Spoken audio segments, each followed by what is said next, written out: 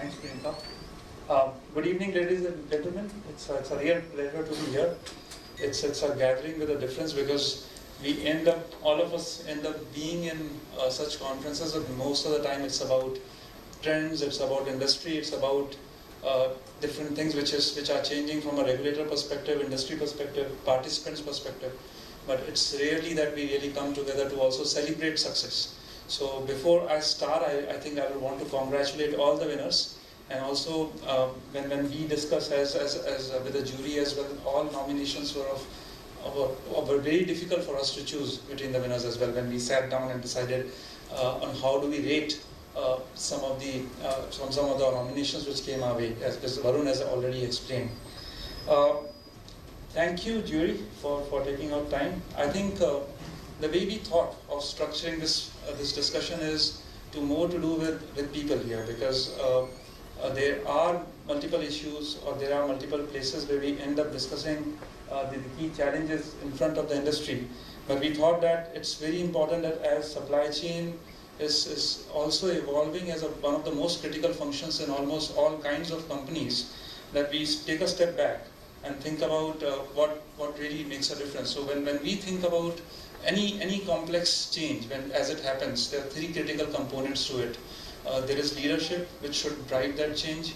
There is a strategy or a tactics on what needs to be done, and there is change management on how do we treat people during the process of this change. So we thought that we'll take this as a theme and maybe talk about a little bit of these elements, and each of as we experience in our day in and day out when we are working in our respective functions. So Ashok, maybe I'll start with you, but the real question is, in your experience, now there's so much of technology, there is so much of availability of processes which have so evolved, best practices which are coming all the way down to the person who actually executed. How important is team still? Because a lot of it is the system tells you what to do, right? But still there is a people element. So in your experience, how important is leadership in team as we go about bringing in more efficiency in our supply chain functions?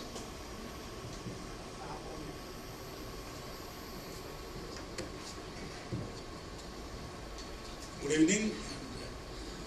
I must say this team management and people skills are very, very important for whatever may be the functions.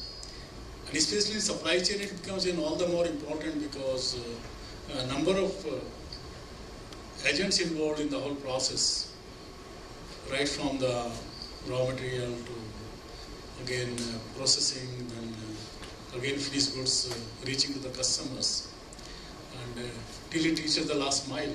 And when you say reaches the last mile, must reach the same item what customer has ordered, and the quality and the same shape and size what person is looking for.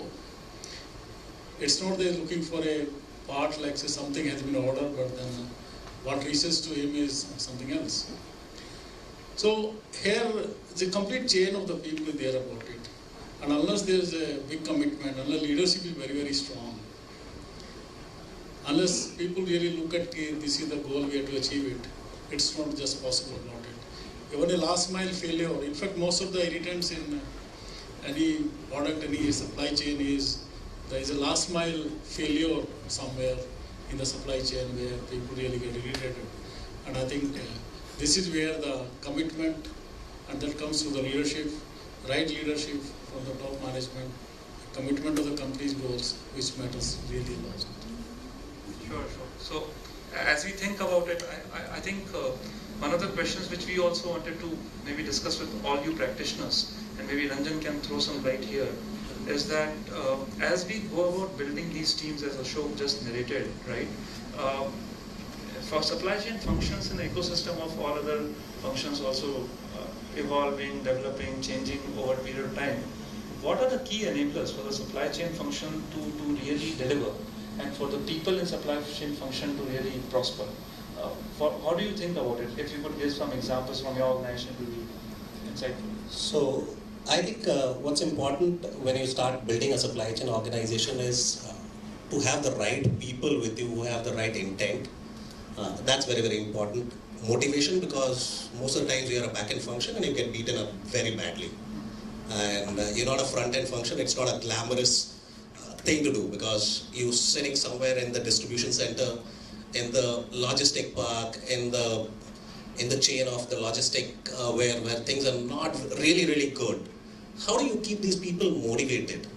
So the high level of motivation, the right intent, and people who really want to deliver a service, because it is a much bigger service than anything else. That service orientation is far more important, whether it's to an internal customer, external customer, because both of them are equally demanding and it's equally challenging. So I think that intent and that motivation is far more important to pick up the right people, build the right organization.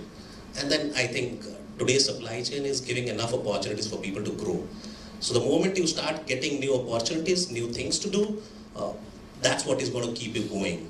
That's where you want to really move on and keep doing new things, discovering new things, building new things for the organization. Sure. And Ranjan, as we reflect on this, right, we are talking about people being so important and people staying motivated, right? And what we have seen is when it comes to supply chain compared to, say, education, health, media, etc., right?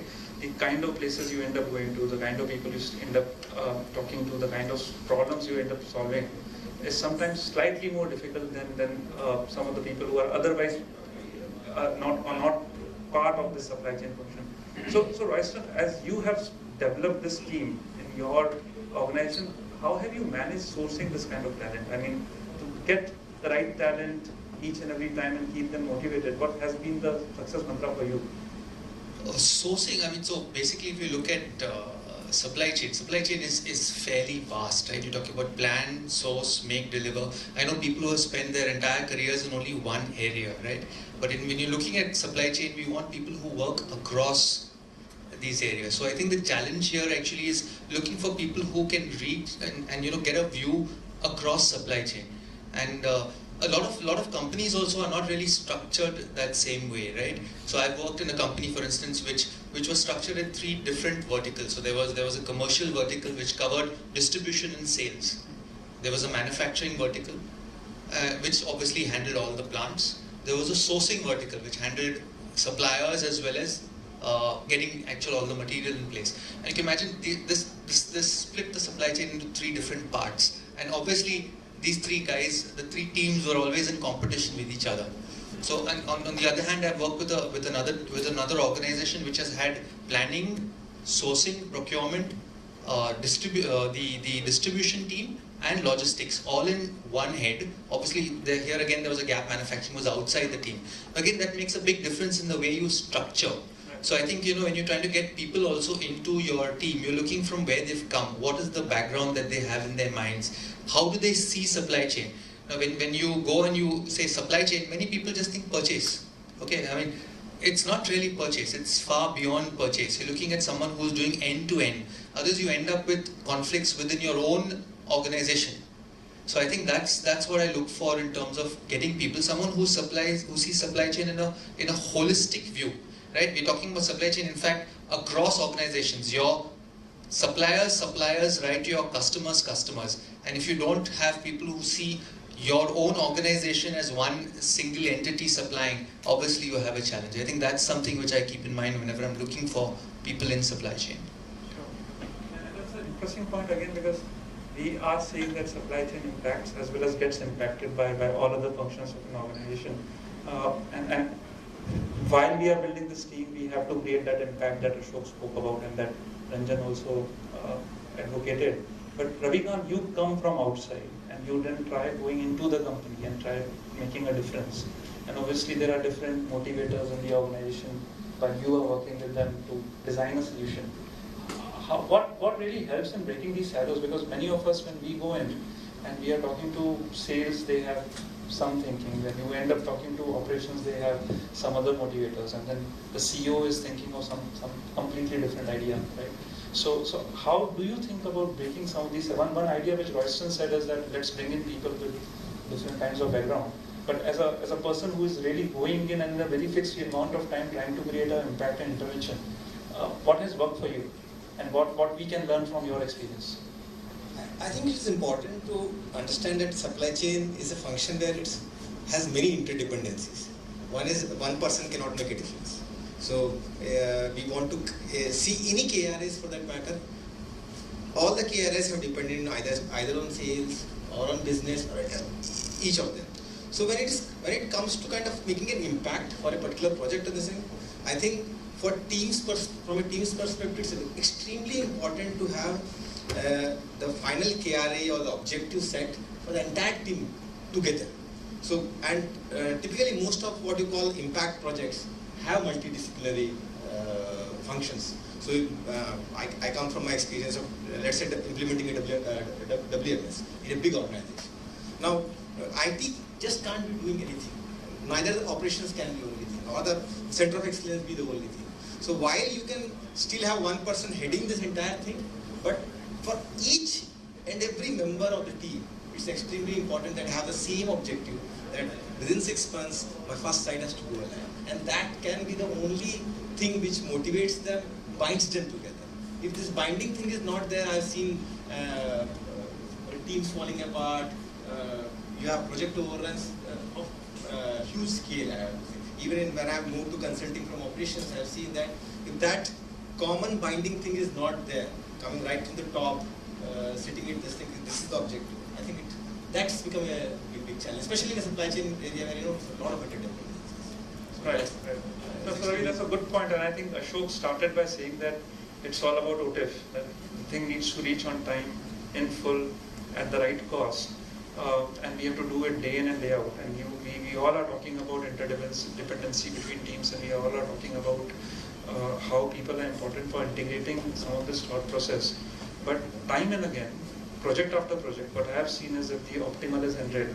Even reaching 80 becomes difficult at times, because you start with an objective, you try reaching 100, you reach 80, whether it's warehousing design, or it is WMS, or it is TMS, or it is something else. So Raviraj, in your experience, it's a never-ending journey, right? You have Ravikant spoke about some KPIs, KRIs, which keep changing as we evolve.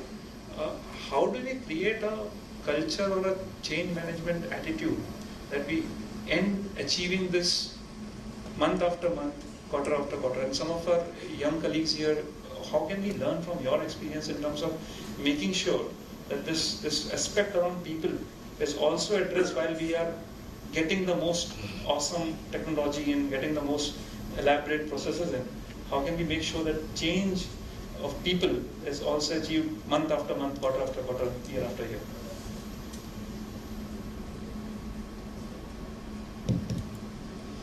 Well, that's an interesting question. Steve Jobs once quoted that those who are crazy enough to change the world are the ones that usually do. Now, not all of us are Steve Jobs, and that's where usually, I would say organizations step in. So I can just quote a couple of examples. In 3M, when I worked in 3M, I remember they had a concept that 15% of the time certain departments was for innovation. So they would give you some time off to work on innovation, and that would help the product. For example, in Alstom, where I work today, there is a concept called I Know You, which is groups come together and they give ideas which can help the organization globally, and they get recognized in terms of reward systems, etc. Plus, it's a pleasure of seeing their ideas work. So those are some of the things organizations have begun to do.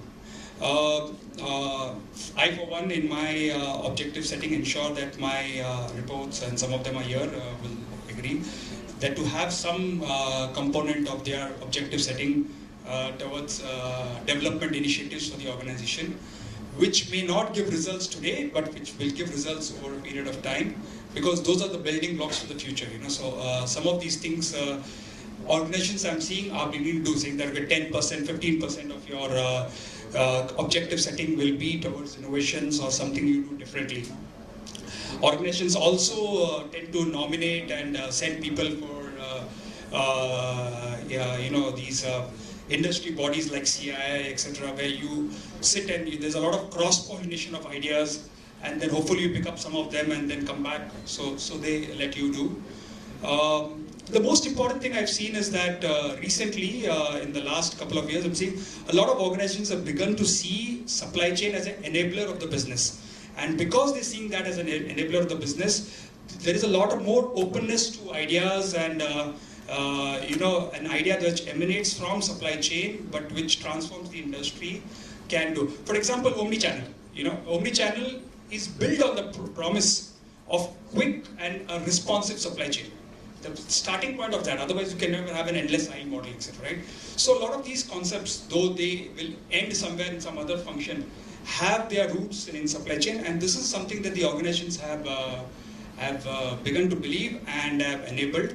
So of late, I'm seeing that organizations are giving more time for people to work on innovation, B, ensuring that it's in their objectives, and C, respecting the professional opinions given by supply chain, which then go into the business model.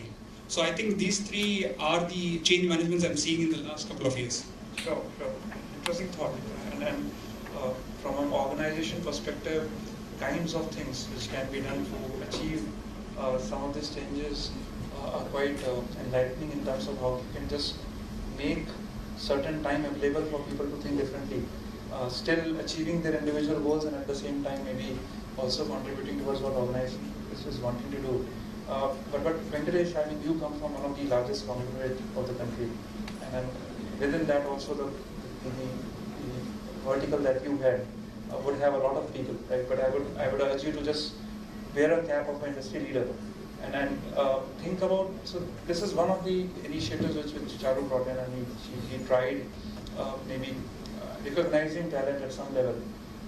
What else can be done at an industry level or at such forums to maybe encourage more and more such young leaders to come up, because age is now only a number. I mean, we have seen most of the largest companies in valuation terms or maybe also in sales terms being headed by people who are very young. Right? And how do you think some of us can groom the next generation a little better by such forums or such bodies? Yeah, good question. Actually, 25 years back, when I started my career in the retail industry, people didn't know really retail industry means. The question would be, "Kaun se dukaan mein kaam karta hai?" So, and as somebody pointed out, still in the supply chain, it is associated with either purchase or warehousing or maybe just logistics as people's exposure is. But people don't know it's about AI, it's about mechanization, it's about automation in the warehouses, it's network design, and there's so much more to it. And having come through this journey over the last 25 years, the onus is on us, senior leadership, now in the industry, to really groom the talent, bring out and showcase the talent to the rest of the people here. And there's so much of talent out there. And most often the supply chain forums or at industry awards, we only recognize either teams for what they have done or some company for some initiatives, but somewhere we have failed to recognize individuals, especially the young ones, and that's what appealed to me when Charu approached me about recognizing some individuals. And I can talk about it from the talent I have within my own team of about 100 people. About 60 of them are below 30. And while I was last year 2 months on a holiday, most of them didn't know what I was. I just told them I'm on a holiday and I don't need to be disturbed. For 2 months, I didn't get a single escalation mail or a call while I was away climbing Everest. And that's the kind of talent we have within us, which we really need to recognize and kind of encourage them to kind of come out and one, network within the community, see for opportunities outside, and for us also to know talent. For a person who in 25 years has changed 10 jobs, I don't believe for a person to stick in a job for more than 3 years. My first brief to an HR is, don't get me a person who stayed in this company for last 4 years, Get me somebody who's moved jobs because he's got more exposure and learned more things, and that's where we recognize talent. And we give an opportunity to the budding talent to do something more across industries and actually then evolve the supply chain field and industry in this country to what the Western world has evolved to. And that's what the leadership here and the people here have to take the onus on when they go back from here. One recommendation I made for Charu is that in the future, at least for the people below 30, make the recognition path easy so that we encourage them to come at a lower cost nomination so that people recognize their talent. And there's so many talent out there which we need to recognize, and hopefully next year we see that from Celerity year. Thank you. Thanks for your invitation. I mean, something people really want to learn from you is how to climb the Everest. Right? I mean, that's quite amazing. Build a good team. But I don't know how many of us will agree that we will allow our teams to go in 3 years. that's a difficult question to agree. But any of the panelists, anything else on this process, on awards, on other suggestions, any other suggestions you would want to add? I think I would agree with Venki saying that we need to encourage more people under 30. And it's a difficult thing. I think the way our entire organization structures are built up and all. If you see the nomination form and the ratings and all, it's not expected of a junior guy to really achieve certain numbers, certain KRS and all. So they are kind of part of piggybacking along with the senior guys. So even if he or she is doing it, it doesn't get recognized to that extent. And part of it's to do with us as leaders also, to ensure that they also get recognized, and therefore, they come out. Because have you done this, or did your boss do this? So that question should not be asked. Sure. And that's possible only when we encourage that as leaders, for our teams as well. I think that somehow if we can do that, I think we'll get more nominations, better people, and it will encourage more people to join this industry as such. Yeah, one message I wanted to give to all those who are here, that those who didn't get selected, it's not that you were not good. Everyone was a winner in our minds. When we looked at it, and it's tough. There are a lot of parameters on which we were evaluating, we debated, etc. But what we found interesting is that almost every profile had a different story to tell and a different way in which they approached change. So for us itself also it was a learning experience. It was an eye-opener to see the kind of talent we have in India in supply chain, who have done so many things, with some of which we have only read in magazines. So there is a lot to be learned by just talking to each other within this community here itself. And I would like to wish the winners all the best. They really stood out among the rest, but the rest were equally good. That's it. Right. So with that note, maybe we'll just move forward. There's a lot to be covered. The main section is yet to come. But thank you so much, Veri, for coming down. Thank you, colleagues. Handing it over to Priyanka back.